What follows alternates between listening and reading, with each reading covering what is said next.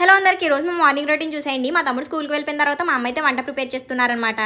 మా పనిపిన్ని మొన్న చేపలు పంపించిందనమాట. మా అమ్మ అయితే రోజు కర్రీ ప్రిపేర్ చేస్తున్నారు. తర్వాత మా అమ్మ అయితే ఇక్కడ కాకుల కోసం అని చెప్పి అన్నం పెడుతున్నారనమాట. మార్నింగే పెట్టేయాలి, లేకపోతే లైన్లో నుంచి అరుస్తూ ఉంటాయి అన్నం పెట్టండి అని చెప్పి. మేమైతే నైట్ వండిన రైస్ ఉంటే అది పెట్టేస్తాము, లేకపోతే మార్నింగ్ వండిన తర్వాత పెడతాము. రైస్ పెట్టడం కొంచెం లేట్ అయిందంటే చాలు అరుస్తూనే ఉంటాయి. రైస్ పెట్టేసి అలాగే బౌల్తో వాటర్ కూడా పెడతామన్నమాట. చూడండి కాకొచ్చి తింటుంది.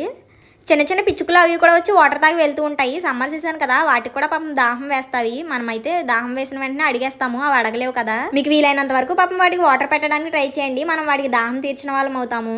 మా అమ్మమ్మ అయితే మొన్న ఆవకే పెట్టించిందని చెప్పాను కదా, 2 days అయిపోయింది కదా. మా అమ్మ అయితే ఇప్పుడు తీసి ఉప్పు సరిపోయిందా లేదా అని చూస్తున్నారు. ఉప్పు అయితే సరిపోలేదంట, కొంచెం వేశారు.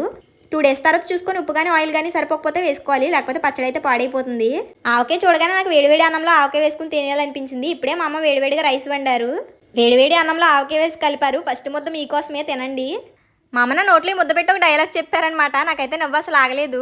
అదేంటంటే సంక్రాంతికి వస్తున్న మూవీలో పప్పన్నయ్య ఆవకే ముద్ద తిను, పప్పన్నయ్య ఆవకే ముద్ద తిను అని చెప్పి తోసేస్తుంది కదా, అలా మా అమ్మ నా నోట్లో పప్పన్నయ్య ఆవకే ముద్ద తినని చెప్పి పెట్టారు. డాడీ అయితే మా అత్తగారు చేసిన ఆవకాయ నాకు పెట్టని చెప్తున్నారు. అన్నం తినేటప్పుడు అసలు నవ్వకూడదు, కానీ మా అమ్మ డైలాగ్ వేశారు కదా, నవ్వు ఆగలేదు, పొలమారిపోయింది. మీలో ఎంతమందికి ఆవకాయ అన్నం అంటే ఇష్టమో కామెంట్ సెక్షన్లో కామెంట్ చేయండి. ప్లీజ్ కూడా లైక్ చేయండి. మీరు లైక్ చేయడం వల్ల వీడియో మరికొందరు చేరుతుంది. మీరు మమ్మల్ని సపోర్ట్ చేసిన వాళ్ళు అవుతారు. అలాగే మన ఛానల్ని సబ్స్క్రైబ్ చేయండి. బాయ్ గైస్, హక్కునమాట టాటా.